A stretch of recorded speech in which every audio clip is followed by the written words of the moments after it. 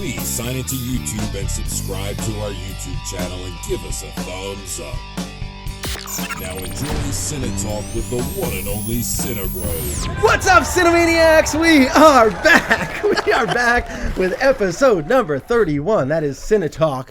That is our show that we do. It's a movie show where movie lovers get together and talk movies. And these movie lovers today are, for one, are me, and my name is Shane Moore. You can see that right over there, right there. You can see Shane Moore at the CineBros. You can find me on Twitter, Facebook. You can find me at my name on Facebook as well. Instagram, all that stuff at the CineBros. You can also find us on YouTube at the Movie House Maniacs. Yeah. And who else is a part of the Movie House Maniacs? This That guy. is this guy over here to my right, and that is Sir Brandon Blaine. Hey. Darth Blaine, the Darth Vader. That's right. I call you Darth Blaine because I know. like the way it rolls off the tongue. And then, you know, because, I mean, his DJ name, he is a DJ. He is a DJ by trade.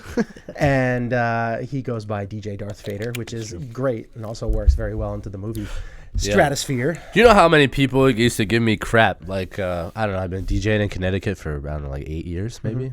The people used to give me crap all the time. It's like, we didn't even take you seriously with Darth Vader as your DJ name or whatever. I get so much crap for it.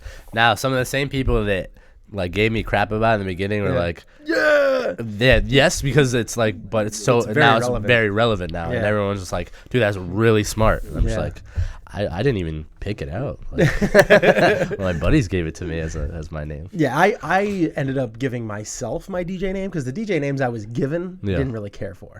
And I ended up giving mine because I wanted something that meant something to me. Yes. And I happened to be, you know, I was working out one day. I have done that once or twice in my life.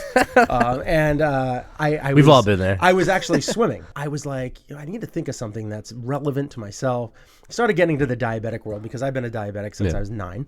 And I thought of DJ A1C. Because A1C it's a hemoglobin A1C, which I got to get tested every, few months to kind of gives you a good gauge on how you've been keeping track of your blood sugars. I didn't even know that for the longest time. Yeah, because a lot of people don't. They always come. They go, "What the A1C? What? That's so stupid." I was like, wow, aircraft this is the or meaning something. behind it. Yeah, something like that. I saw a diabetes like commercial for it. It's like, it's like, oh, it's like the funny part is when I DJ in like cities, in like New Haven, Hartford, even in Farmington, because there's a hospital right across the street from one of the places I DJ there. The nurses, and the doctors that come up, they're like, "You're diabetic, aren't you?" Like, yep. When I've done it at the casino, they're like, "Oh, I'm a nurse and we deal with diabetic. You're a diabetic, aren't you?" Yeah. And then I've actually had other diabetics come up to me and be like, "Are you a diabetic too?" Yes, I am. It's awesome. You're our favorite DJ. Yeah. It's like, I don't even know who you are. I've never heard you play except for this one song. Justin Bieber rocks, but I love you. All that kind of stuff. So yeah, it's funny. One of those things that I had that growing up, and it's just something to tie everything in. I've had terrible DJ names from what was it, Suge White, because my nickname growing up for years because I was diabetic was Sugar. That Sugar Shane, Sugar. That's what everybody called me. Sugar Shane, from the and it makes well because I was always playing. I'm always playing sports. When I was playing sports, drinking Gatorade and all sorts of types of sugar. So people just started calling me Sugar. And that was my nickname forever. So somebody called me Suge White based off of Suge Knight, obviously, and I am not anywhere near. I think that's awesome. I think we need to, Casey and guy, we need to like expand on that. Like, we need to come up with like some kind of video or a hip hop video with you rapping about movies or something. Being Suge White? Are you kidding me? That's genius. Oh my God, that could be YouTube gold. That can like bump up our subscribers. I'm not gonna let it go. What would I do for my drive-by? Like throw movie tickets to people? You do something. You have like a whole white. You have to wear an all-white suit. Like it just. Oh my Lord! Amazing, You wouldn't be able to see me. That's fine. I'm too white. That's the point. Like it's Suge White. That's amazing. But I wanted to come up with something that meant something to me when I did that, and that's how I branded myself. And I've been DJ A1C for several years now. So. You can find me on Facebook, I guess, if you want to. Do a lot of local stuff. I have traveled to San Diego, to Virginia, all over the place to DJ and stuff like that. But I typically stay in Connecticut. So if you're in Connecticut, you can find us. You can find us all over the place. That's right. He does a lot more now. I have I do once or twice a weekend now, not as much. He's 3-4 times a week, So full-time thing. So anyway, let's get into the show. I've been talking about this way too long. And the first thing, I have to get my notes. So the first thing that we're going to talk about, the box and office. I'm going to throw the camera over to you. All right, box office recap. No, we're going to talk about, the first thing that we're going to talk about is, first of all, subscribe to us on YouTube. Yes. Because we need more followers. I have a goal in my mind. I'll talk to you about it afterwards. I'm not going to tell everybody else because I don't want to hit that goal and stay stagnant. Oh boy. I have a goal in my mind to hit by pretty much the middle of April. Yeah. Maybe the end of April, somewhere in that April range. And if I don't hit that goal, we're going to be probably scaling back a little bit more on this whole channel, just because we need to see some growth here. So hopefully we'll be able to get some growth going, and we do get a lot of views, which I'm very thankful for. And I know it's very difficult to go on and hit that like button or the thumbs up and the going to actual YouTube and signing in, and you can usually do it through your email account and all that kind of stuff. It's pretty easy. Just hitting that subscribe button is very key. So hopefully we'll get that in, and we'll get to my goal, and I'll mention to you later if I remember. And we got to remember this time, you need your Christmas gift before you leave. Oh, that's right. I had little tiny gifts, Chad had his the last time. I should have done what I did with him the last time. I threw him in the desk. Yeah. And then he took him out right before. And then right as he's looking at him, I'm like, "What's up, Cinemaniacs?" He's like, "Whoa!" So subscribe to us on YouTube. It's very easy. The Movie House Maniacs, very, very simple. So the first thing up is Golden Globes 2016. It's a terrible picture. It's okay. The quality's not very good. Yes, Leo won best dramatic role. We had Inarritu winning again both won for The Revenant. Yeah. Did you have anything that you wanted to kind of mention about the Golden Globes at all? Yeah, sure. Yeah. I like I thought the Ricky Gervais was an awesome choice to host it, only because people nowadays are coming to grips with the fact that the Golden Globes really don't mean much. Some say they're Oscar precursors and stuff like that, but a lot of it's just it's really Hollywood just kind of blowing smoke up their own butt. So it was cool to kind of see Ricky Gervais kind of go off on a couple people like that. Yeah. I didn't see the whole thing, but I saw a couple snippets here and there. And I also thought was really funny is, if taken out of context or whatever it is, when Lady Gaga went up to win her award, how Leo just kind of got repulsed, and maybe she touched him the wrong way, and he just got this little eye twitch or whatever. I think everybody can take a quick little. I don't know if maybe she bumped into him and he was kind of whoa, and that's why he gave the look or something like that, but. There was definitely something there, and we don't really know, and we can just, pick it apart and take it apart out of context and everything. But, it was kind of interesting to see that. I haven't watched that season of American Horror Story, but I can imagine that she would be good in it. That she would be that good, or that she would be that there are no other people more deserving of it than her. You know what I mean? Well, she is a very talented individual. Yes. Got a very good voice. That's fine. She's a good singer. Yeah. Good performer. She's toned that part of it down a little bit. A little bit, yes. Yeah. And she even said last night that she has always wanted to become an actress. Yeah, before singing. Yeah, right. And that was I was very shocked when I heard that, because I was like, wow, really? But I have heard that she was phenomenal in the role that she played. And that they want her back more. Keep it going. They want her again because she was so good. Yeah. I don't know. I haven't seen it. I don't watch a lot of, as we know, I don't. You don't watch a lot of TV, especially when it comes to anything horror or dramatic and stuff like that. There was a couple of shows that I watched dramatically, like Elementary, which is a Sherlock Holmes kind of modern take on Sherlock Holmes. Yeah. I watched that a little bit, not a lot. That's got what's his face in it? I like that. I like that guy too. I can't remember his name. John David Miller. He's got 3 names. I don't know. He's British. Yeah. It's Dade. I can't remember. It's Hackers, the guy that played the main character in Hackers. Yeah. Dade Murphy, that's who he is. Hack the Planet, and that's it. I can't. He's good. I really like him a lot. Yeah. He does a lot of long dialogue. Yeah. And to remember that as an actor is pretty impressive. Right. So I really like him. I like Lucy Liu in that too, as she plays Watson. It's just very good. A very good thing. A very good show, but I just haven't been able to keep up with it. I'm more of like a sitcom kind of guy, and I actually I watched half of the first episode of Game of Thrones. Yes. Yes. But then I was like, oh, so I can only watch one episode. So I was like, I'm gonna stop it here. Yeah. And then I started watching Daredevil. Yeah. So I got 6 episodes into Daredevil. I thought you watched that already. No, I haven't. You haven't watched that either? I watched the movie, not the show. Yeah. I thought you watched that already. No, I Oh, haven't. dude, I would have bugged you. I would have bugged you to watch that I too. watched the first episode Yeah. of Daredevil. So good. Daredevil. And Daredevil. I didn't like it. You didn't like it? I didn't like the first episode. I was kind of like underwhelmed with it. And then when I saw the second episode, then I got hooked. Yeah. The second episode really hooked me. So if you've watched the first episode of Daredevil and kind of didn't really want to go further after watching it, because I just didn't like the chemistry between the cast really all that much, and the fighting I didn't really care for. Like nothing seemed great to me, right? And I didn't really like the tone. I thought that Gotham did a better job of keeping things dark than Daredevil. But then, as you go on as a Daredevil, it gets freaking dark. Yeah, it gets better. It gets brutal. It gets and it's not as nowhere near as it's like not campy at all. No, like Gotham can be. Yeah.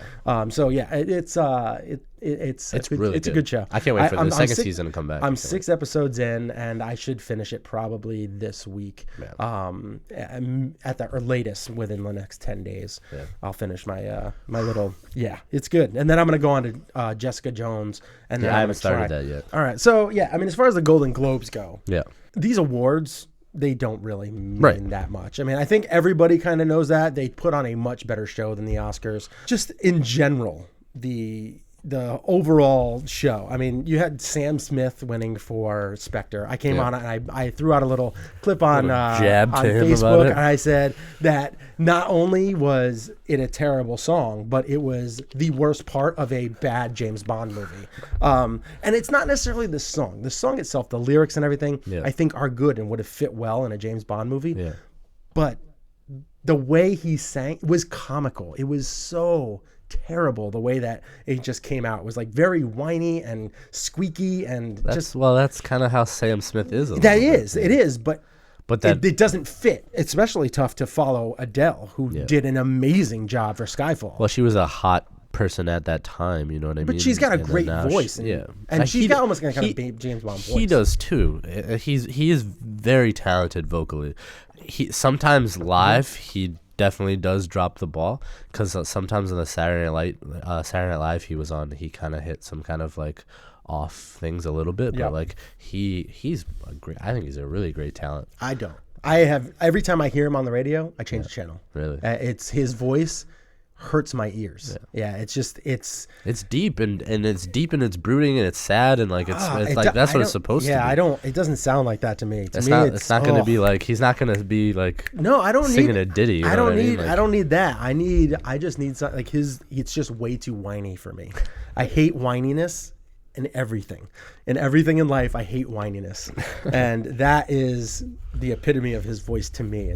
It's like nails on a chalkboard. I just can't take it. I don't know why. I know he has a lot of fans out there. Obviously, some people like this song, but that song, people were laughing in the theater when he was singing the song during Spectre. I was one of them. So bad. The biggest kind of joke, everybody knows, we talked about it before, that The Martian was not a comedy. Mm-hmm. It was a sci-fi dramatic with a little bit of comedy flair to it. Right. Like that is what it is.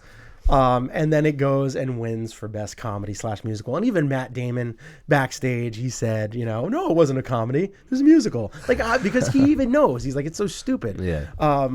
And I'm glad that, even Ridley Scott, when he came up on stage to accept his award, he even said, for a comedy? Okay. Like, whatever. This is just ridiculous. Yeah. The whole voting members, there's about 90 members that vote for the Golden Globes. Right. Which is a joke to begin with, because if you get any collusion, which I do believe there is collusion in the Golden Globes, you get any collusion, it affects it so much. Yeah. So all you need is to get, you swing 10, 12 votes out of 90, That's a big deal. Yeah. So you can easily do that by offering swag and interview or something like that. Anything, you know what I mean? just money, anything under the table. They can offer stuff and influence votes. Whereas the Oscars, you have over 6,000 voting members. Yeah. You have to get hundreds to affect that vote. Yeah. And there's no chance. I mean, and Oscars take it seriously. When somebody gets there's some collusion or something along those lines, they take people down. Right? Yeah. There was a couple people last year that possibly, and I think they got kicked out of the whole thing. They got kicked out of the membership. Wow. So I mean, you cannot screw around there. So that's a lot better, and that is probably the biggest joke to everything else, because if you have 90 voters, that's on such a broad spectrum. You're talking TV and movies. They have to watch everything. There's no chance. No. It's just, it's impossible. It's just so stupid. I mean, I don't know. I mean, maybe they get these movies, like all the ones that are nominated, ahead, and they can just sit down and throw them in one after another after another. Yeah. But how do you go over through TV shows? I mean, there is hours upon hours. I mean, you're talking movies is between 90 and 200 minutes, we'll say. A long movie. Yeah, like 8 or 9 major networks, all doing like at least half hour to hour shows, and like then 5 or 6 between 13 to 23 episodes. Yeah. Like, come on. Yeah. You're never going to be able to. What do you do? Watch a couple and just say, "Oh yeah, that's I think they have to submit specific episodes for for consideration. You know what I mean? That'd be better, but you still don't get anywhere near. Like, how are you going to find out if Taraji P. Henson is that great in Empire just watching one episode? Right. They could just pick their best episode. Right. I mean, that's the problem, is that it's just such a joke. I mean, the whole thing is just, it's a joke. It's a lot of fun. And when you say fun, I just, the whole time was like, what is he going to say? What is he going to say? And you're like, oh my God, it's so funny, but it's like, that's so painful. Oh, he has no freaking filter whatsoever. I mean, he was bashing the Golden Globes right to their face. He bashed the president. He bashed Mel Gibson on the stage. He had no freaking biggest balls ever on TV right there. Ricky Gervais. Over the top. He's like, I put one by my bed. He's like, I won 3 of them. Yeah, I won 3 of them. I have one by my... I have one for the doorstop. Yeah, one used a doorstop. One I hit robbers with. Yeah. And the other one I have next to my bed. My bed. Yes, I just said that it's the perfect He's shape. Like, it's a perfect shape of size. Okay. Oh my God. Wow. He's like, really? Nobody cares about these awards. No, nobody except for you. And you really shouldn't even care about the award. Yeah. It's like, holy crap. Like your movie company already paid for them. Yeah. He was brutal and so good, but so brutal at the same time. Like, I can't. When he jokes about the pay inequality about Jen, he's like, oh my! And then he did. Yeah, and Jennifer Lawrence. He goes like, yes. He's like, oh my God, I can't live on $52 million. And she's like dying laughing off to the side. It was like, it's a serious thing. But he's like, no. He's like, I believe in it. He's like, whatever. He's like, I made just the same as much as Amy Poehler and Tina Fey did last year, just because they decided to split it like that. That's their problem. Yeah. Oh my God. And then he even said after, he was like, "It's true." Yeah. Like, it's funny. He's like, it's funny because it's true. And that's his comedy like to a T. It's brutal or whatever, but it's funny because super it's brutal. True. Because and that's the thing, is that he's not afraid to pull punches. No. What does he care? He just basically went out there and said, "Yeah, it's this whole pay equality is true." His stuff online, like, he's no joke. Like, when he's making he'll go after like a celebrity or whatever, they come out with something stupid, or like he's a big animal rights activist and a civil rights or like a equal opportunity. And he's smart as hell too. He's very smart. So when you try and get in a verbal war with this guy, I mean, you're going down. I mean, he went right up to Mel Gibson. Mel Gibson could destroy him by flicking him across the stage.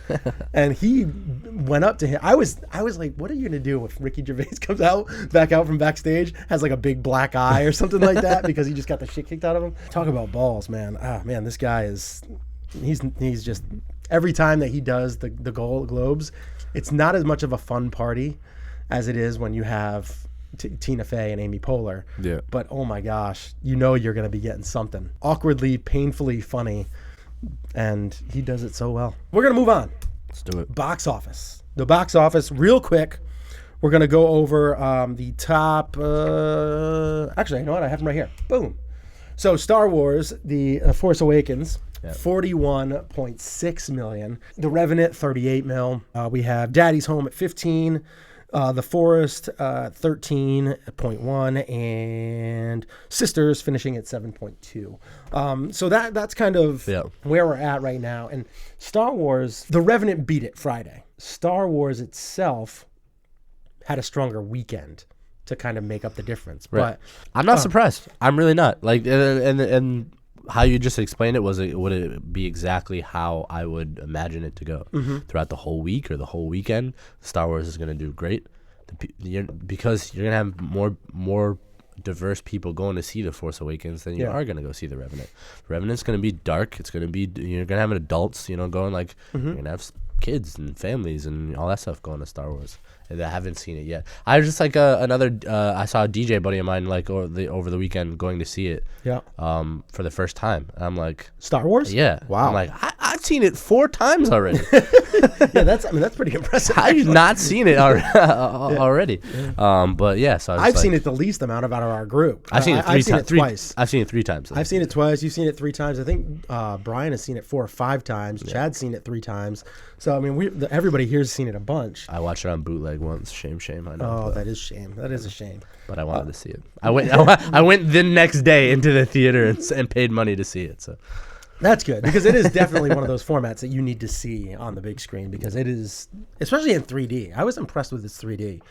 I got in this huge discussion with everyone about that too online with a buddy of mine. His name's Alex, who hasn't gone to see the movie yet. Whether he should go see it in 3D or not, and I'm just like, yeah, you got to go see it in 3D the first time. Yeah, 3D IMAX, you can do it that way. Then if you go back and see it again or whatever, go see it in like 2D or whatever. But a lot of people were bagging it. Was like, well, the 3D wasn't even like anything special or whatever. Blah blah blah. I'm like, whoa. I'm like. Really? I'm like, maybe you're expecting it to be like super corny with like, oh, I'm gonna stick a lightsaber out in your face. So you see had like 3-dimension figures throughout them. It was really good. I thought it was cool. Like one of the opening scenes with the cruiser going, into the shot where it's really dark and it just comes in and like it's like right there. Like it I thought it was really like the 3D was tastefully done. You know what I mean? It wasn't bashing you over the head with it. Like it was really tastefully done, I thought. I'm not really surprised. The Revenant did a good job. And I'm looking forward to see it. It's one of the movies in the early movies of this year that I'm looking forward to see.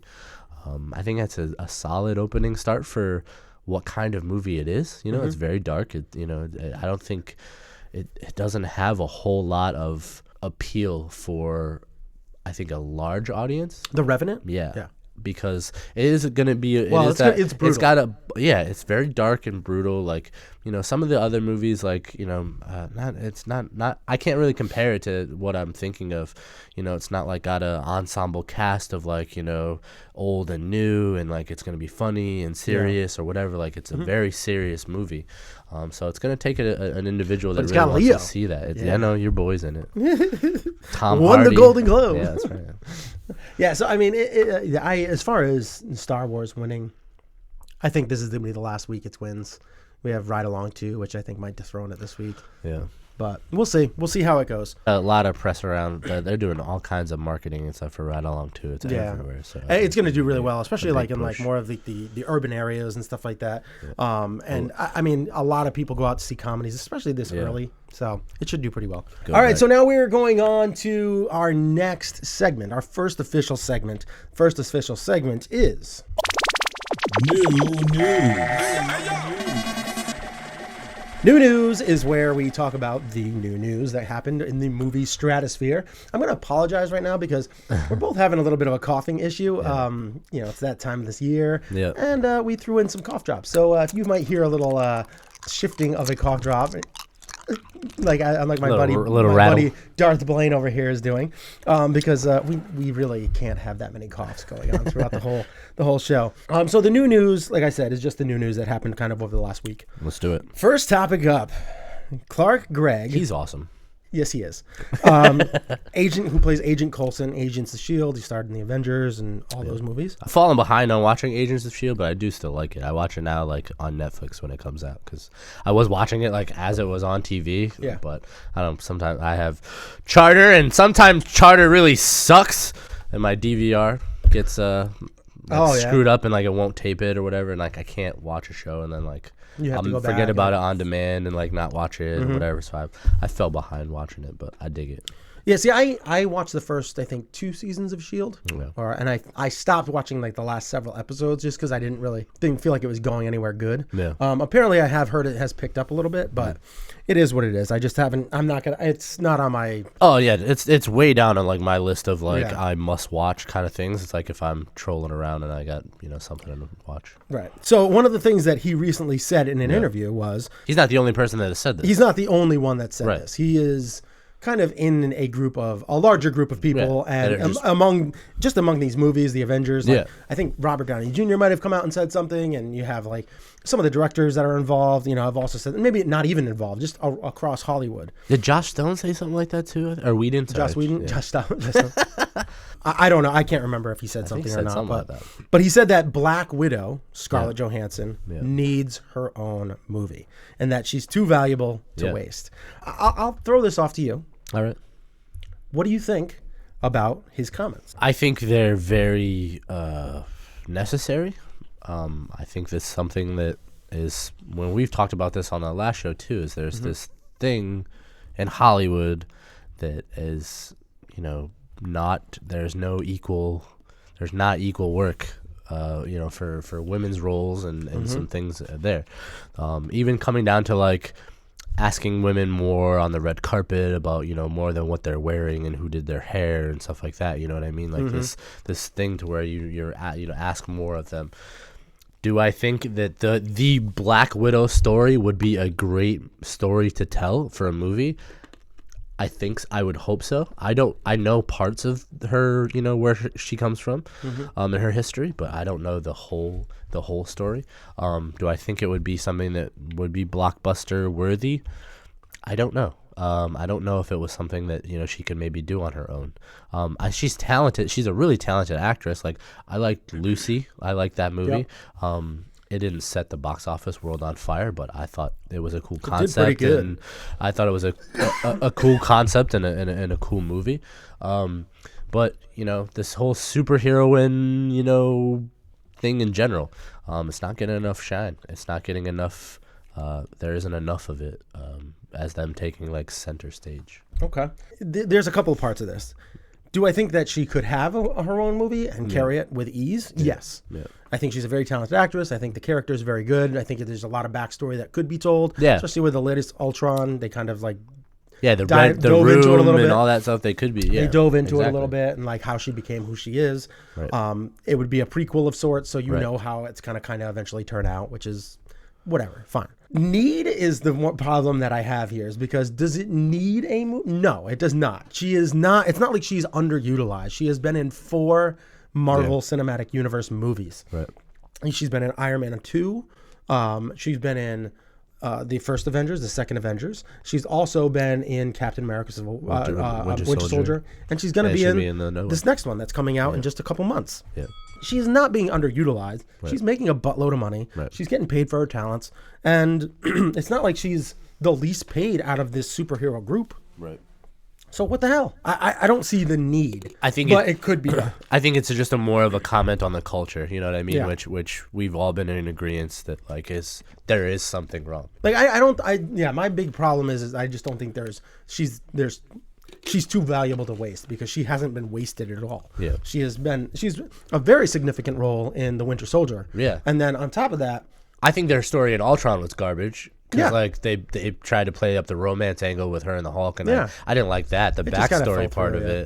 it, the backstory part of hers was good, but they're not underutilizing her. no, I don't think so. I don't think No. she's too valuable to waste, because they're using her a lot. I echo his sentiment about the overall scope of things, but this specific thing, I'm like, meh. Next topic up. Oh God. I think everybody knows where we're going with this. Sean Penn is all over the news for his meeting with El Chapo. El Chapo. El You know, wait, hold Chapo. on. You got to take that back. Why? You can't just say El Chapo. You have to say it correctly. El Chapo.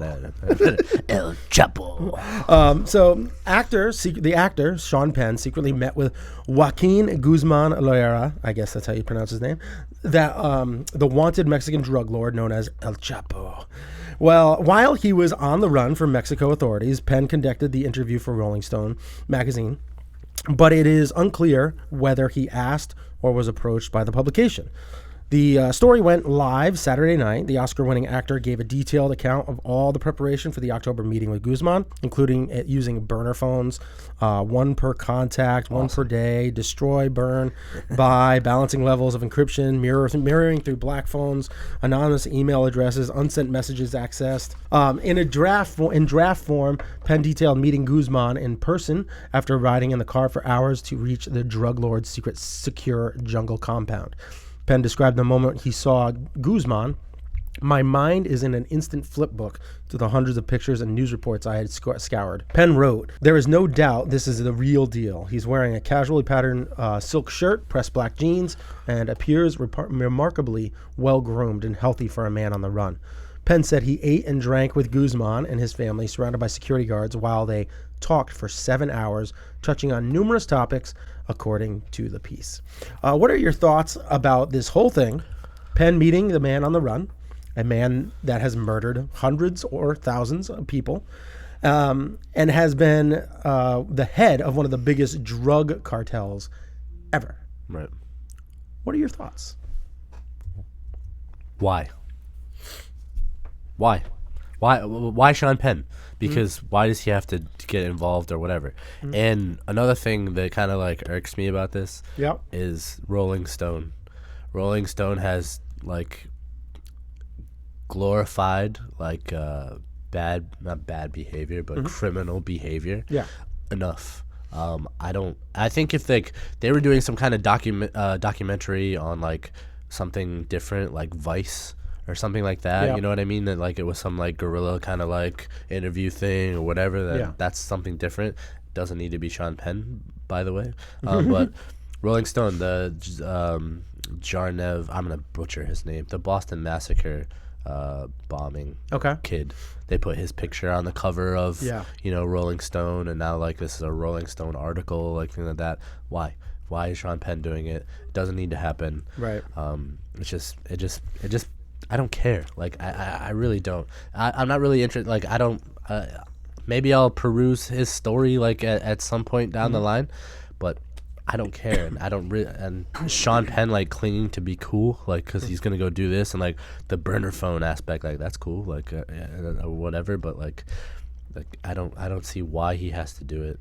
Yeah. Or why Rolling Stone, who's supposed to be a pop culture or a movie, basically a music publication when it first started, has been playing into like this like dramatizing bad people. You know what I mean? Like you're glorifying them by giving them any kind of publicity.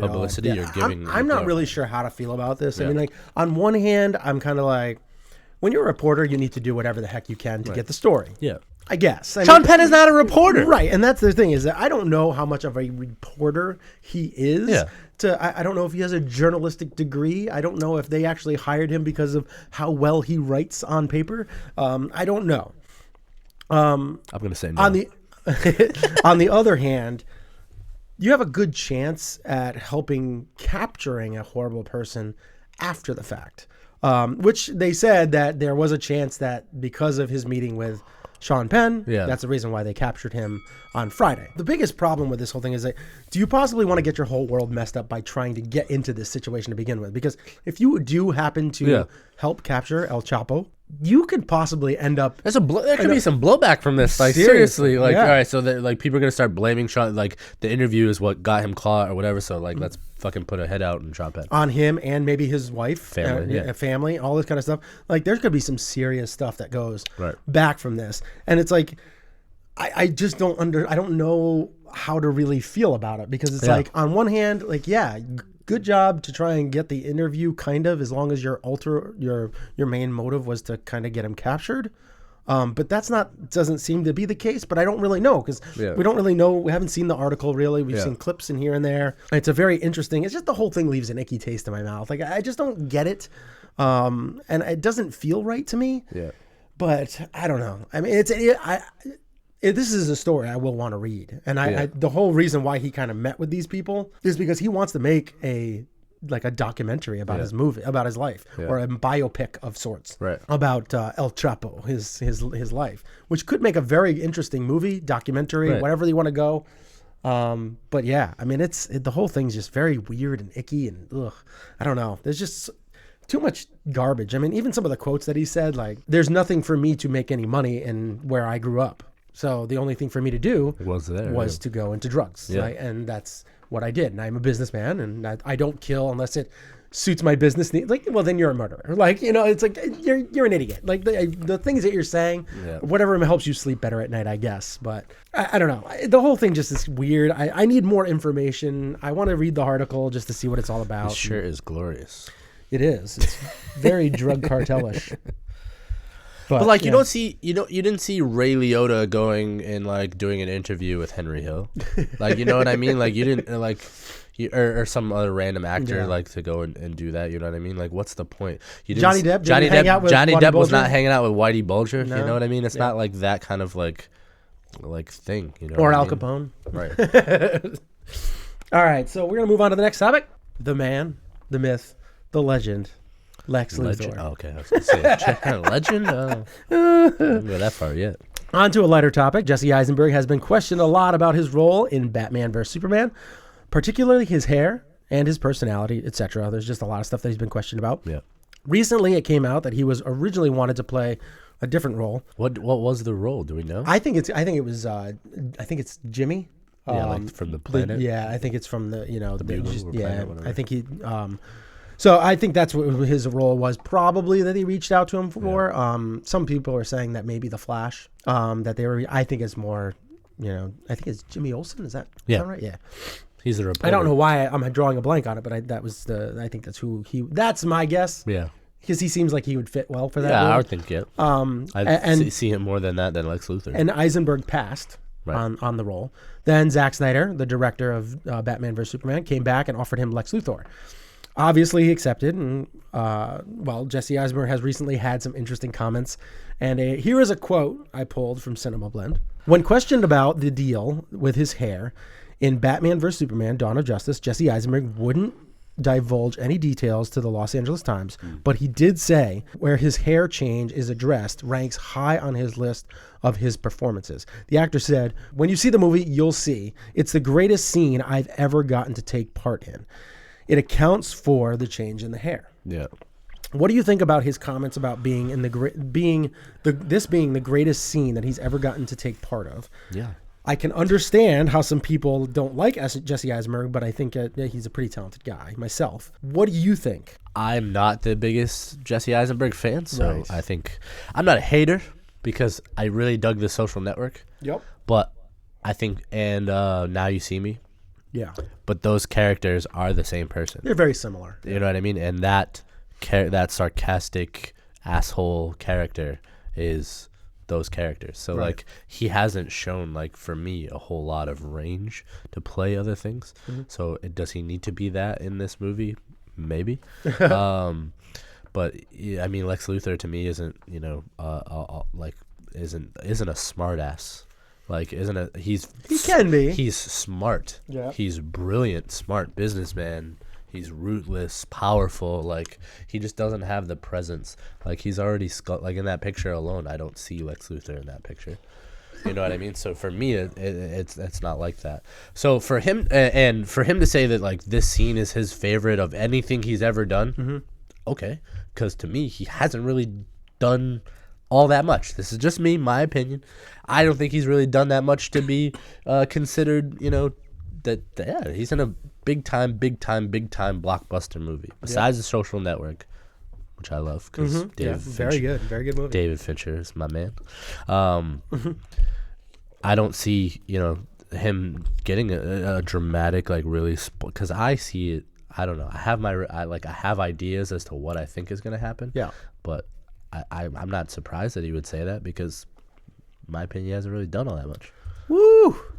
All right. Well, I'll throw shade at Jesse all day. Apparently, for myself, I think that he's a talented actor. I think he's pretty talented. I don't think he's like the most talented out there, but I do think that he typically plays a similar role in most movies. He's the serious Michael Cera. Because Michael Cera plays the same character. All that side. He's I understand the what you're serious saying. side. I do think that he's a pretty good talent, and I think he's on the precipice of actually becoming something great. Like a super I think next that level he has the chance to get to that next level. All right.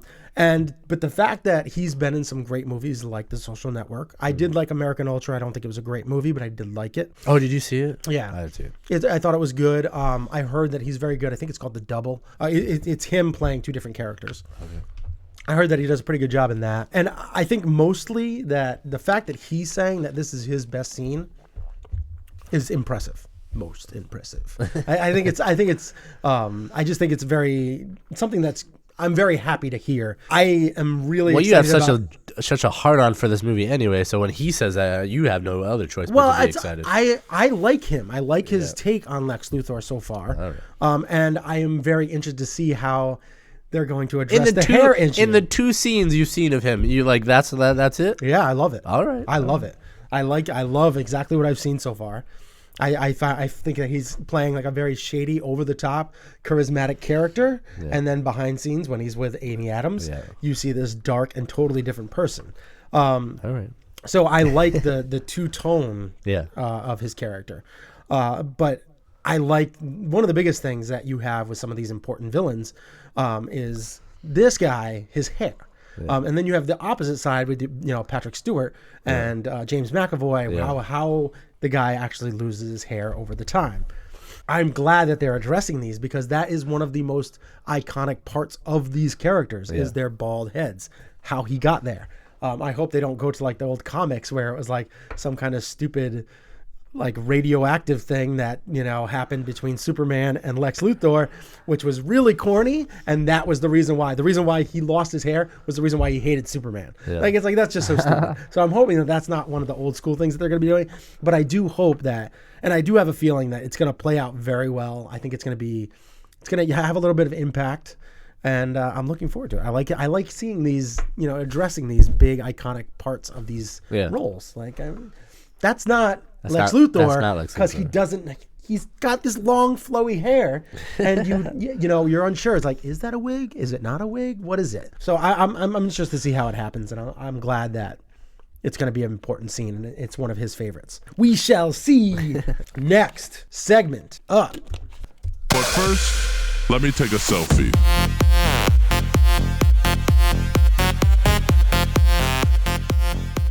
Maybe that dance will get rid of my cough a little bit. And of course, that's Mr. Darth Vader's little bootleg that he made a while back. Was that going on 2 years now? Yeah, at least a few. Yeah. It's been a couple of years, right? Yeah. But first, let me take a selfie. It's a trend that all the actors, directors. My sexy voice in there, by the way. What's that? That's me. That's my. Oh yes. Yeah. But first, let me take a selfie. All deep and it's nice. It's really sexy. It's very James Earl Jones. Hey now. So, but first, let me take a selfie is just basically a topic that we have a lot of directors, actors, producers, all sorts of people taking pictures on the set, all that kind of stuff, and then posting it on Facebook, social Instagram, media is a big deal. Yeah, Twitter, all that kind of stuff. Easy way. It's a free way to promote. So very, very, very helpful. And the first one that we have up, of course, we should just rename this Deadpool. Let me take a selfie. Because he has so many things that come out week after week. We only have about a minute to talk about this. We're going to go real quick. Yeah. It's a brilliant marketing campaign, and they have done the best job at capturing other demographics that shouldn't be engaged in this movie. Yeah. Like they did something with The Bachelor about a week ago with, marketing towards the women and stuff like that and getting them excited about it. Showing Ryan Reynolds with his shirt off and all that kind of stuff and with the rose and saying how it's a romantic movie and all that kind of stuff. They're just doing a great job at capturing so many different demographics. It's probably the most brilliant marketing campaign. I don't know why other movies haven't done this. Yeah. I don't know if they can do this because Deadpool is a different type of character, but it's just so amazing that I can't wait. They killed this campaign. They absolutely murdered their campaign. What about you? Yeah, I think it's great. I don't found something that I don't like so far. I think they did a great job with the whole promo campaign they're doing. They're doing a great job. And one of the things I think that they're able to get away with is the fact that Deadpool breaks the fourth wall. Yes, he does. So that is to me like another little added little piece. I feel like you can do this with other movies too, though. Like you can't you're not gonna have like Kylo Ren be like, watch this movie. You know what I mean? That would be great. That would be great. And they didn't really need to do anything like that for Star Wars because it's everywhere. But Zoolander, I feel, is doing that a little bit too. They started to have like some, and that I think they need to drum up the buzz so like they get people remembered about like because they're going head to head, Affleck or whatever. Yeah, they need all the help. Zoolander needs all the help it's gonna get because this movie's gonna squash it. You think so? Yeah. I think it's gonna be closer than people think. I think you're talking like I think Deadpool is probably gonna do like 75 mil, and I think you're gonna get Zoolander to do like 50, 55. I think people are excited about it. I think it's gonna be like 35, 40. You think it's gonna be lower? Yeah. See, I would be shocked. I mean, I think they're gonna start hammering the campaign in about a week. I think you're gonna see nothing but Zoolander everywhere in a couple of weeks. But Deadpool's been done such a great job, like week after week after week after week with coming out and stuff. Next one up, Suicide Squad. Yes. He's excited. I'm excited. We got a little picture here from the Suicide Squad. Little picture from the set. That looks like Tom Hardy so bad, doesn't it? What's that? Looks like Tom Hardy, doesn't it? Who? The guy. That guy. That guy? No, that guy. This guy? Yeah. Oh, that's Jai Courtney. Yeah. Because Tom Hardy was supposed to be in this movie. He was supposed to be Rick Flag. Who was that guy? Yeah. He was supposed to be him. And he was actually came out recently and said that he was sad that he didn't. Pumped, he was bad that he said that he couldn't be in the movie because he really wanted to be in it.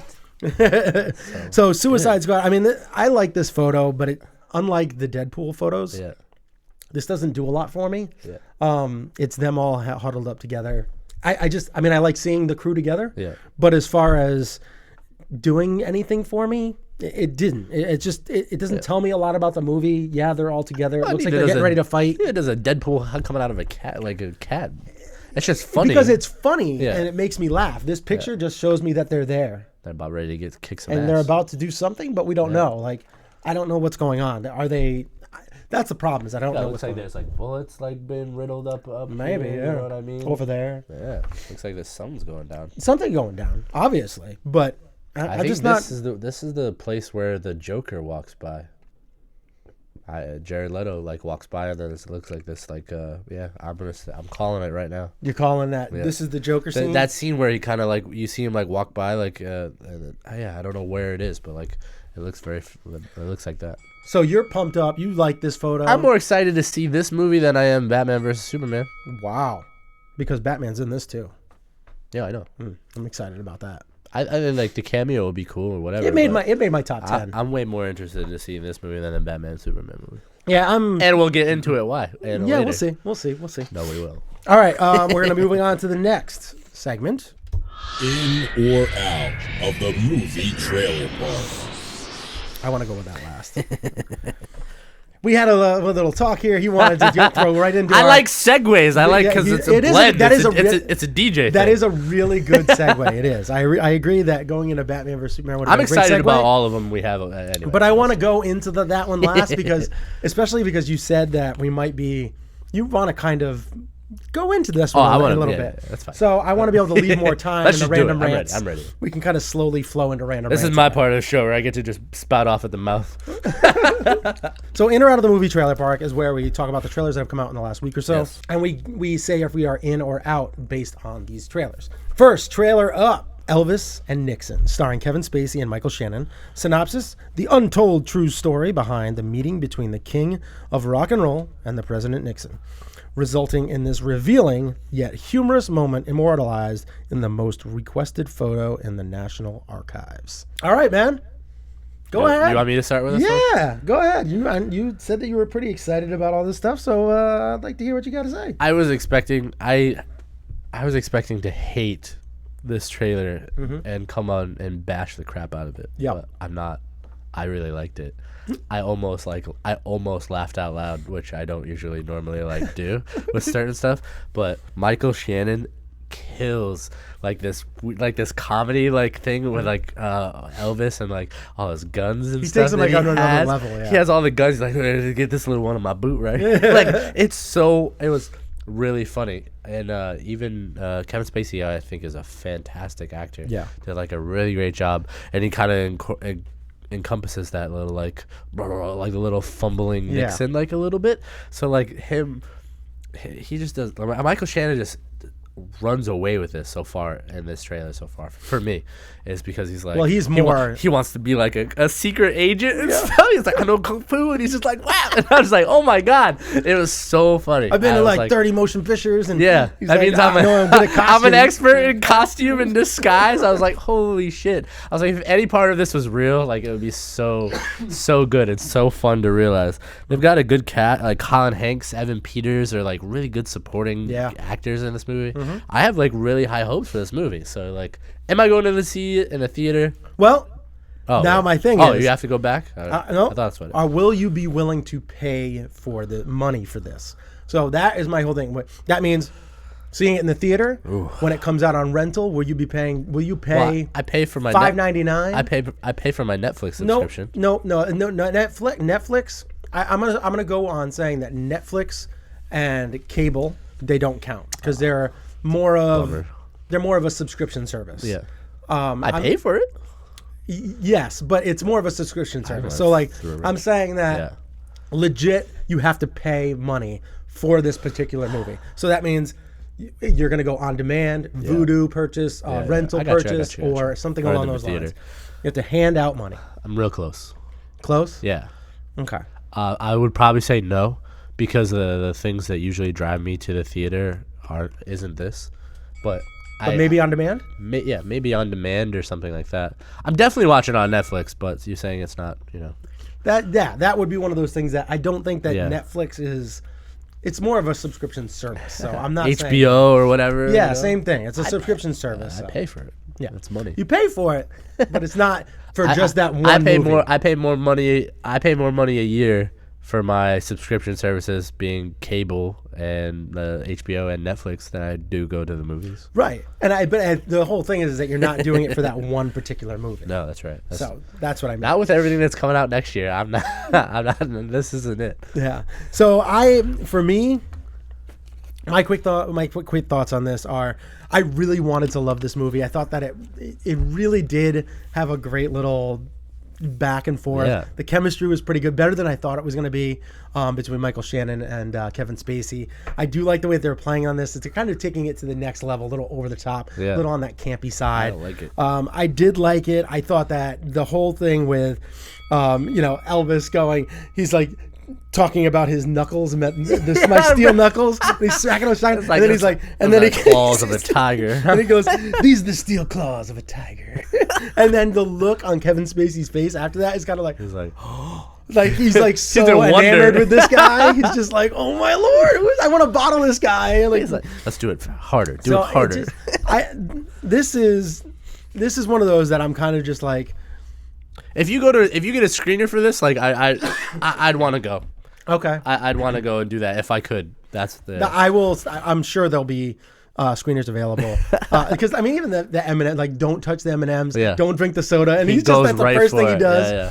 Oh my gosh! What the hell's going on here? I don't know. And Colin Hanks, I love Colin Hanks. So he's on a show. Both him and Evan Peters are doing great. He's a show that I watch as Life in Pieces, and he's good on that too. So we're both kind of, you're on the fence about paying money for it. Me, I'm going to see this probably within the first 2-3 weeks. I'll probably go see it. All right, next trailer. We have Free State of Jones, starring Matthew McConaughey. Synopsis: as a civil war divides the nation, a poor farmer from Mississippi leads a group of rebels against the Confederate Army. What'd you think?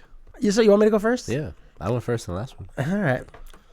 I'm not on the fence about going to see this. Now, we'll say that this one we'll do the same thing. Pay money for it. Will you pay money to go see this? Either in the theater or rental. Yeah. I'm close to being on the fence. I like the idea of the story. I think that the story behind it is a great story. It's been told kind of in different ways before. Right. But there was something about the music that was in the trailer that pulled me out and didn't give me as much feeling that this was as detrimental, and I don't know, like he didn't have as much purpose. Right. I think that it's going to be a good movie, so that's the reason why I think that I'm gonna. But if I had to go just on this trailer and trailer alone, I would have to say I didn't really care for the trailer. I like this picture better than I like the trailer. Yeah. So because it took me out a little bit, I'd say I'm close to missing it. Like it would be like if I was going to pay for this, I probably would, based on the trailer, just because I like all the people that are involved in it. Yeah. I think that the cast is going to be great. I think that the story is going to be good. So yeah, I mean, I'm as far as everything goes, I would say I'm probably in. What about you? I'm not paying money for it, but I did like the trailer. I like the story that it was telling and setting up.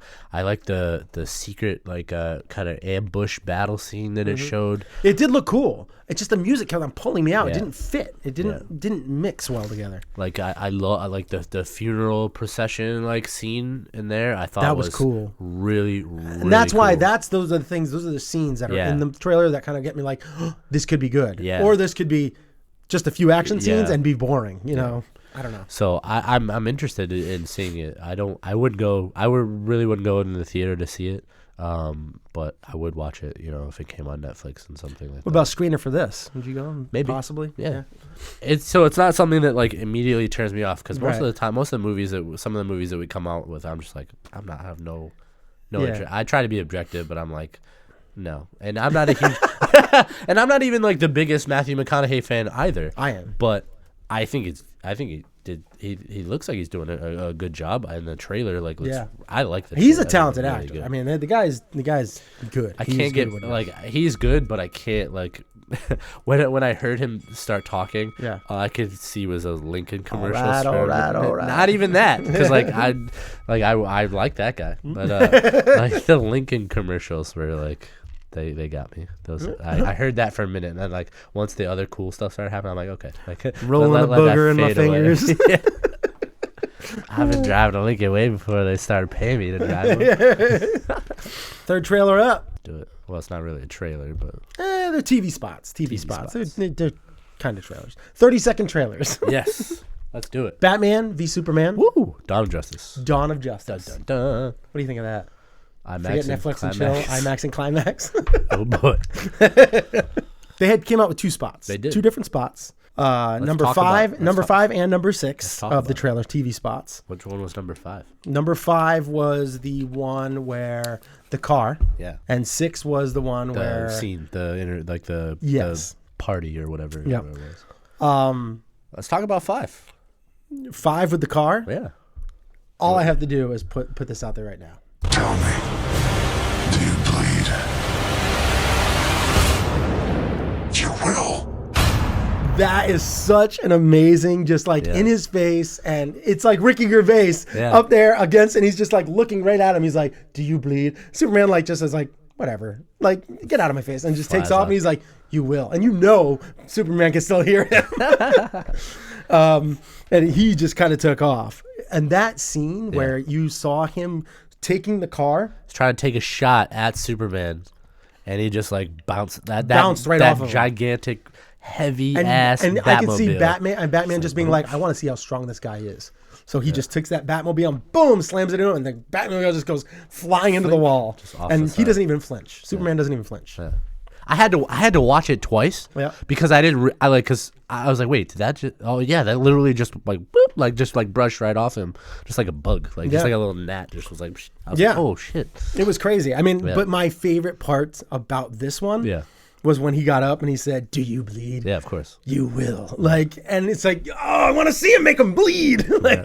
I'm just so excited. And the other one has an amazing quote as well. Yeah. We've seen that one. The amazing quote on that one is where, I haven't seen that quote where he actually says to him, "Don't believe," because he said, "Ask him about, don't believe everything you hear, son." And I was just like, oh, he is just trying to get under his skin to make him agitated so they can go head to head and freaking fight. You think in that point they know who each other are? Yeah, I think at least Batman knows who Superman is, at the very least. I think that Superman, if he doesn't, he has feelings about it. Yeah. He just might not have seen Batman yet, so he can't look through his mask. So I don't know. I don't know if he knows yet, but it's close. That's an interesting point. Is it, if who knows where that tension is, where if everything has been revealed or whatever. But the whole thing, I just can't wait to see it. I just can't wait. These actually 2 TV spots, I'm glad I watched. Yeah. Because it got that terrible taste of the last trailer out of my mouth. The ending, how they just showed a little bit too much. Thank you. And there's my air comes. I'm a little bit more excited because they're actually they're focusing on these two behemoths going head to head again. Yeah. And that's what I want to see. I don't want to see the third act. I'm hoping that it's not the third act. I'm really hoping that when Doomsday appears, it's more of the end to the beginning of Dawn of like the actual Justice League movie. Yeah. Like he shows up, they're ready to fight. And it cuts to black, and then the next movie is going to come out, and they're going to be going head to head with because all the moving parts. You have Aquaman and everybody else, the Flash, and all coming to help during that scene, and that's where the Justice League forms. And I'm hoping it happens at the very end, so that it doesn't. So you don't get to miss out on Batman versus Superman. But when that happens, you don't see the two of them as like a bloody pulp. One of them's close to death or whatever, which these two TV spots got me more excited for this movie than that trailer did because they showed way too much of the third act that what happens. Yep. So it downplays the title of the goddamn movie, Batman versus Superman. It's not Batman plus Superman plus Wonder Woman versus Doomsday. Like you're supposed to throw the angst and like the thing, all that's supposed to be against them. Like that's supposed to be what it's about. It's Batman. It's the dawn of justice. It's not. It's not like you're like, all right, this is going to be a precursor to the Justice League. Like, yes, that's going to happen. We get that. But that's Batman versus Superman. They're supposed to be like dragged down, fighting, kryptonite suit, like this, that, the whole 9 yards. Like that should be like there should be a bloody pulp, like laying on the floor. And then Doomsday comes because Lex seeks him on him to try and knock them both out at the time. Yeah. That should be your third act or for whatever. Not like, that's that Wonder Woman. I'm really hoping that it's the end of the movie. That the Doomsday trailer shows is up, such a piece of crap. I can't like this. Those two spots are way better.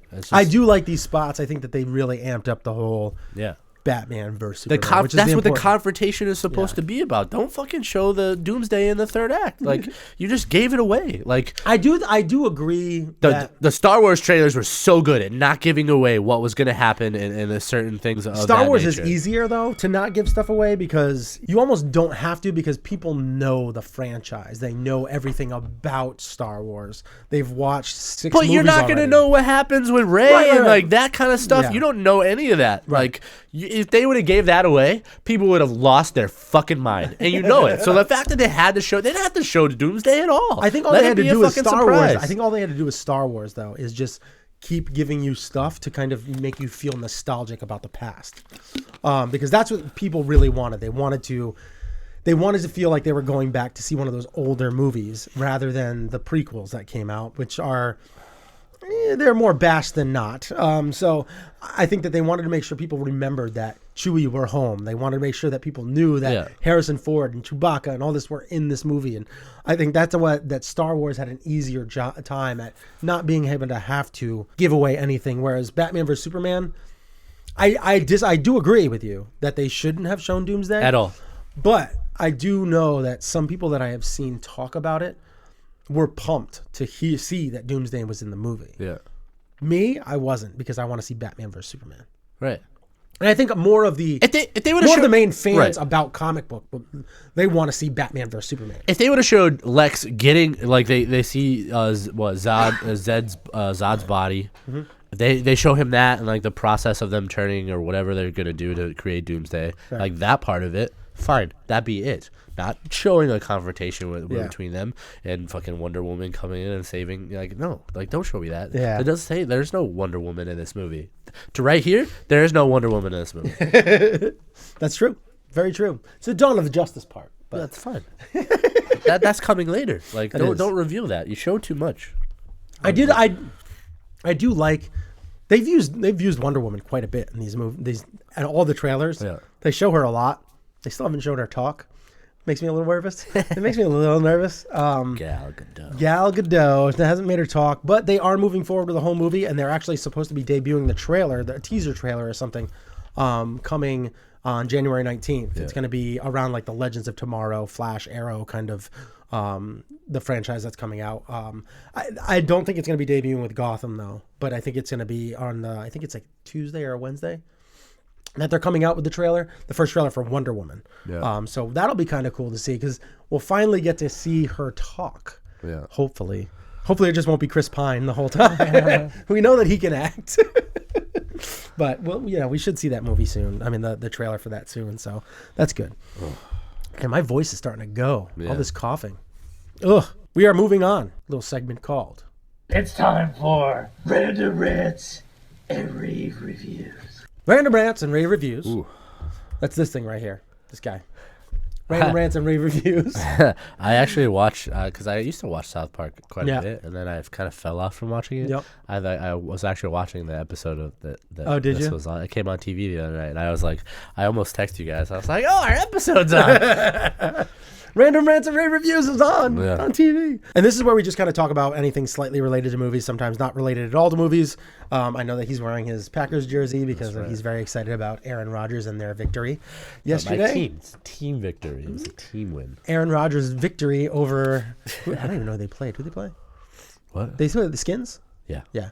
I know that there's apparently there's a guy named Jordan Reed on the Washington Redskins who is who grew up kind of New London, near yeah. us. Yeah, probably about 15, 25 minutes from here. New London, Connecticut, and he Connecticut guy. has been playing very well over the last several weeks, and he did well again yesterday. Yeah, he did. From good what I job. hear, I wasn't watching much football yesterday. We were kind of doing other family things, and then Yeah. the Globes were on later on that night, so I watched that.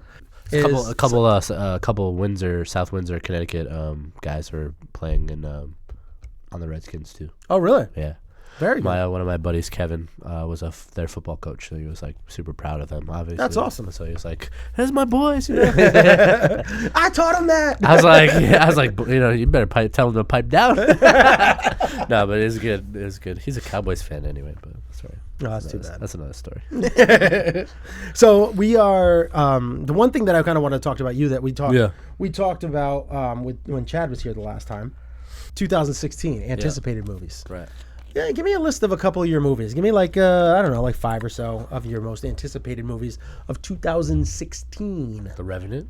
The Revenant. Well, that came out in 2015, but you're excited to see Well, it. it's out now. When it didn't come out. When Yeah, did it? was When the- does it it- release? It's for the Oscars for 2015. Is So it? All right, Had a cool. limited release in 2015, right around Christmas, but now it's got a wide release in Hateful Eight? January. That came out in 2015. I'm behind. What do I know? Deadpool. Here, I'll start. There you go. That one's coming out in a Deadpool. couple months. Yeah. The X-Men Apocalypse. Anything that Marvel's putting out this year. Civil The War, Star Wars Doctor movie. Strange, Rogue One. Rogue One. Yeah. Yeah, that's. I mean, maybe even maybe the Fantastic Beasts and Where to Find Them. Yeah. Maybe. That's it. I mean, there's a lot of good movies coming out this coming those are the year. those are the ones that like are an immediate like top of my list. I have to like look and be like, oh yeah, I kind of like that. But like anything Marvel's putting out this year, any kind of X-Men related comic book movie that's coming out, Yeah. the Teenage Mutant Ninja Turtles movie. Yeah, I'm looking TMNT too. Yeah, I'm looking forward to seeing that. I'll say the fucking Batman versus Superman movie. We're rolling 10 deep, baby. I'm interested in seeing it. Like I'm getting tickets. but that's as far as I know. I think that's kind of really the only thing. The Jungle Book. I'm kind of interested in. I'm very interested in seeing that. It almost made my top 10. Seeing that, yeah. Almost. Yeah, that's one of those movies that I've heard nothing but great things Yeah. about. Even though they're coming out with another Jungle Book next year that Andy Serkis is directing. Oh, really? He's directing a Jungle Book movie next year. I'm excited to see the one that Jon Favreau did because he is one of probably my favorite directors. He's probably top 10. Jon Favreau? That it's out now, yeah. Top 10 favorite directors. Love him. I think he's a good actor, too. I love him as an actor. But I really like his eye for film and everything. He just really has a way to bring some heart to a movie, you know? And I like that. I like what he did with the original Iron Man. The original Iron Man is one of my favorite movies of the Marvel Cinematic It's Universe. very good. Yeah, he It's did a like- very good job. Like top 2, I think. Yeah, he did a great job with that movie. It's probably not in my top 2 as far as Marvel, just the Marvel Cinematic Universe. No, I'm but- not talking about I'm not talking about X-Men. Right, just the Marvel Oh, yeah, Cinematic yeah, okay. Universe. Probably not my. It's in my top 5. I'd say probably the Avengers is like the first one. Yeah. And then Iron Man, and then I'd have to think more about them like as it goes. 'cause I like Hulk more put- than I liked Iron Man. with Edward Norton. Yeah. I really enjoyed that movie because I think the villain really, like, you had two villains. Yeah. Thunderbolt Ross and Tim Roth Thaddeus Ross. awesome. And then Tim Roth was amazing as Abomination. Just that whole, the whole dynamic that they had. I love Edward Norton. I think he's just amazing actor. And I love Edward Norton too, but Yeah. I don't know. I guess I would put that. It's definitely in my top 5. But. no. So I really like that, and I'd probably even put Captain America: Winter Soldier ahead of Iron Man. That's a more recent film. I really enjoyed that. I thought it was really good. My biggest problem with the first Iron Man is the main villain, Jeff Bridges. I just didn't buy it. But I think that the film as a whole, was a really good film, and I wish that they stuck with that kind of tone and take of it instead of making it more campy as they kind of gone along. And I don't think I think that like that was kind of the way the arc of the character kind of goes. You know what I mean? Right. Because like that first movie was very dark. It was dark because he was in a cave being tortured, and whatever. Like and he's struggling with the fact that he has to have this thing in his chest or for whatever reason. Yeah. What he's gonna do, that the confrontation he had there. And then struggling kind of like with a personal thing about what he's doing with his life, his father's work, and that kind of stuff. The fact that like the guy like sabotaged him, was selling weapons, like whatever, like that was that's just it was too minor of a piece. That was a really battle, much, what I mean? But it was like that part of it was. It would have almost played better if they kind of ended with Tony Stark being a little bit more weary of Jeff Bridges' character, rather than and leading that into the second movie and making it kind of a head-to-head. The 10 rings thing, like they kind of really dropped the ball on that, too. Oh, with like, the Mandarin and everything. The Mandarin, but like the guy, the guys from in the first movie, those guys were supposed to be part of the 10 rings as well. Because I think you see like a flag. I haven't watched Iron Man in probably or something 2 or 3 years, in probably. the back. So like that part of it was good, but this little Easter egg that they had in the movie. Yeah. I just think. I mean, Iron Man is a great movie. I love that scene where he's there and he like just shoots the tank. Like that is just such a great scene. Yeah. The bullet, the tank fire kind of bounces off him a little bit, and then he goes over and shoots it with this little tiny little cricket of a my turn. Yeah, my turn. And he just blows up the tank. Gambit's coming out in October. I'm excited for that. Are you really? Oh yeah. With the Chan Man? I don't know about that, but I'm excited. The Chan Man. Gambit was my favorite X-Men character, so I can't not be like. Yeah, but even though the guy who's playing, was it Taylor Kitsch that played him in the prequel with Wolverine? Yeah. I would have liked to see him play that because I thought he did a good job. They should have just continued with him and just been like, I know that you kind of wiped out that movie with your Days of Future Past, They just made him a pussy in that movie. That's the problem with my. A little bit, yeah. They made him too much of a pussy. Yeah. Because he was like beat the hell up by Wolverine and like that, like he too easily. he would have put up a much bigger fight.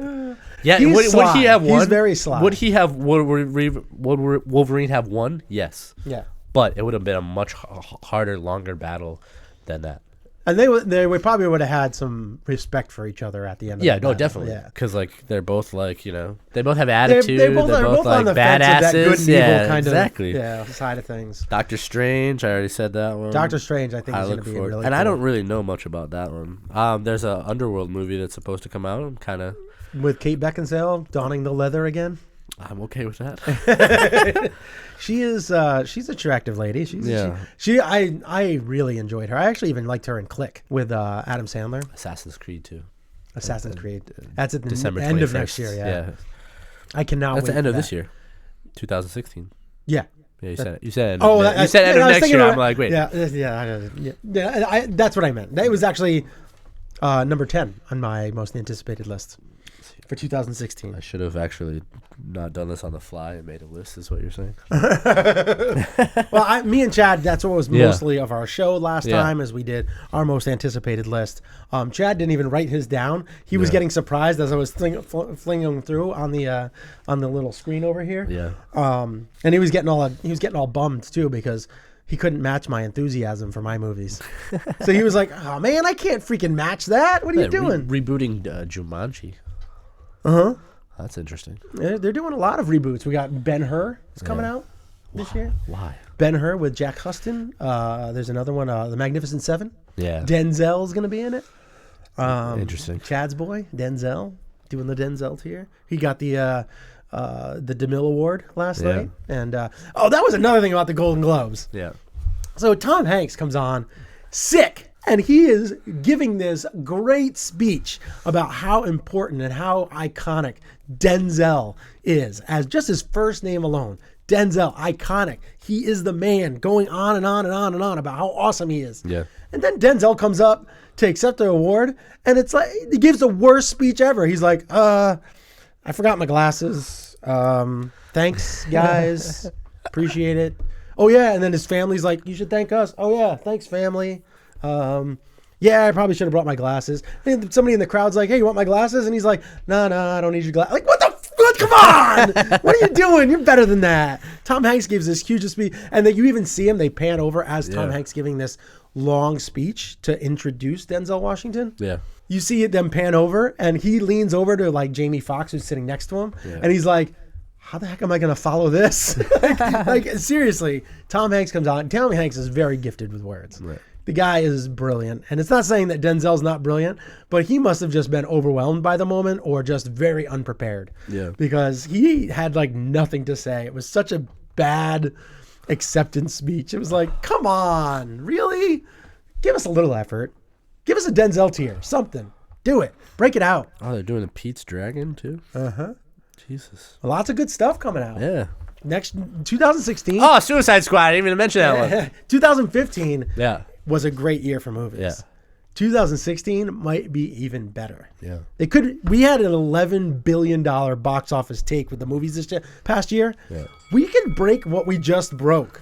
I think that's a good 2016. I think there's a good chance that happened. There's a lot of superhero movies. You got a Star Wars movie. You got some bigger blockbuster, and even like the animated movies that are going to be coming out next coming year. Yeah, the one, the Fox. Zootopia. Yeah, Zootopia is going to be coming out. Be a monster. The Secret Life of Pets. Yeah, that coming out this year. I mean, there's a lot of good stuff that's coming out. So I'm excited. I'm amped for a lot of stuff. It's going to be a really good year. It seems like a Star Trek movie too. Like, might even get you to go out almost once a month. Yeah, probably. Shit. Gotta start saving up, putting some money. We gotta get a swear jar here.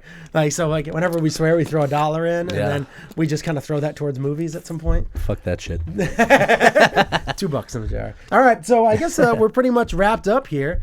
The one thing I want to ask you, now that you're a little more awake, because you seem pretty tired when you did your little talk about my review, about trailer, your little reaction video. You gave a couple smiles here and there. Yeah. You seemed to enjoy it a little bit. I did. It was good. You were a little underwhelmed with the acting talent? No, I think Cam did. I think Cam did a great job.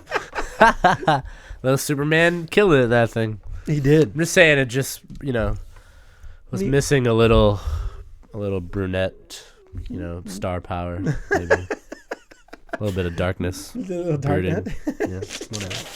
A little tall drink of water. Yeah, just maybe a little less me. So that the next one we'll have you in, because now that you are officially a part of everything, and we're doing more shows together. More involved. You will be involved. Yes, I promise. I promise. And so if you want to hit us up on our email, that's the CineBros@gmail.com. You can hit us there if you have any questions or anything like that. You want us to cover something, let us know. That's the best way to kind of reach us. You can also reach us on our Facebook page, which is facebook.com/the CineBros. You can hit us up on YouTube at the old youtube.com/the Moviehouse That's also below there. Sign in, subscribe, do all that stuff. We need to hit some subscribing modes. Subscribe. Subscribe. You went almost a little Arnold with that. I was like, 129 we're at right now. We had a good bump. Go there. We have a lot of stuff. We're over 100 videos on our channel. That's movie reviews. We have just our talk shows, which we have obviously 31 of those up there. We have, I think, over 30 reviews, probably closer to 40 on there from last year. We keep doing the reviews, so every time we do stuff, I'm actually considering possibly even creating an app on the phone to possibly hit people up with quick reviews. So like Nice. if you're going out to the theater, you can hit it. It'll have the reviews up on there, and you can just hit it, and it'll just basically play it on your device on like quick, like 90-second, kind of like Chad's Car Quickies kind of deal, but just more like probably at my desk or something like that, and just giving you more of a quick, rapid review rather than my kind of in-depth reviews, which are like more about 5 minutes long. Yeah. So you can kind of just pick it out on your way to the theater. Yeah. Like, oh, what am I going to see? Or if you're at home and you're like, got all these things that just popped up on demand. What do I want to watch? Boom, just go through, you find it and click on it and you hear what I had to say. Nice. So we'll do that. Hopefully, I'm trying to figure out how hard it is to create an app. Doesn't seem like it's the easiest thing. Yeah. So, and I wouldn't say I'm the most technical savvy person in the world, but yes, definitely subscribe to us on YouTube, Facebook, Twitter. Subscribing on YouTube is probably the most important at the moment because that's where you're going to get all their stuff ahead of time. Yeah, all the videos and all that stuff. That's where they pop up first. I don't always have time to tag it into Facebook right away, so it takes me some time sometimes to get there. Twitter, it automatically pops up on my Twitter, and that's at the CineBros. So yeah, that's pretty much it for us here at the CineTalk with the CineBros and the Movie House Maniacs and Terminator Genesis. Did you see that movie? Did you watch it? Did you watch it? The one with the what's newest her face? Yeah, I can't remember her name is. Daenerys from Game of Thrones. Oh yeah, is it? Yeah. Yeah. Can't remember what her actual real name is though. It was all right. It was okay. It was all right. I think that's a dead horse that's been beaten far too many times. It'd be nice if they like just kept it R-rated and stuck with the dark tone that they had. I think they just need to leave it alone for a while because like there are movies that you just need to leave alone, and like since they just haven't done a good job. They haven't. Then that's an indicator that you should just leave it alone. You could do a good job. Yeah, they could not do a good job because they just keep beating a dead horse. They like, keep it's doing a just shitty job with that great franchise. Like They buried it. I think they did RoboCop and like RoboCop was pretty good. It wasn't bad. It was better than a lot. Dredd was really good. I like that. Yeah. That's got a character, Lana, whatever, Hughley or whatever. Oh, I can't remember her name. Yeah, She's in Game of Thrones too. She was freaking awesome. She's really good as Mama. The main character. She was so good. She's Leonidas' wife in 300 too. Oh yeah. Yeah. Oh really? Is it? Yeah. It's Lena Hadley. That's what her name is. She was phenomenal in I that hate movie. butchering names when I'm She was phenomenal in that movie. And what, 300? No, and no, not in 300. There's not much I liked in 300. But she was there was 300 is not the second one. Both. The first, yeah. Both. The first one was really good. Nah. That's like the only part. I didn't like the way it was shot. That's like the only you don't like that that whole like that, way too green for you being a and- comic book dude, like liking comic books. I can't see how you don't like that graphic novel style like cinematography. If I want to see that, I'll look at it on Pages. I don't want to see it like that because it looks more dramatic on Pages. On that, it looks too cartoonish. I don't like it. I don't like it. Can't make me like it. All right, so yeah, that's it. Subscribe to us on YouTube. Subscribe. And we'll see you guys at the movies again soon. Probably, arguing with each other about movies as usual. Deadpool, baby. Deadpool's the next one. The next one. I can't wait for the tickets to go on sale. When are they going to go on sale? I don't know. Jesus. The movie's just like a month away. Yeah. We should call up the theater and see if we can get like a thing. And then maybe we should call up the theater and see if we can get like a little thing off to the side so we can not videotape in the hallway. Casey. Hey, he's going and he's going to be. He might even bring his camera next time. He should. So he's going to get like really into it. Hopefully he won't do that circle thing that he did last time. It was kind of confusing people. I got dizzy. It was confusing people. I mean, he wanted to like catch my hair, like, but I dig that, but like that was it. Are you going to do anything for Deadpool? I don't know. I'm not that into it. I mean, I am, but like, I don't know. I have to think about it. Like, what? We're going to carve like a chimichanga on the back of my head? Taco? Yeah. All right, we'll see you guys again at the movie soon. Peace! If you watch the show on YouTube, please click that thumbs up and subscribe to our channel. And thank you for watching.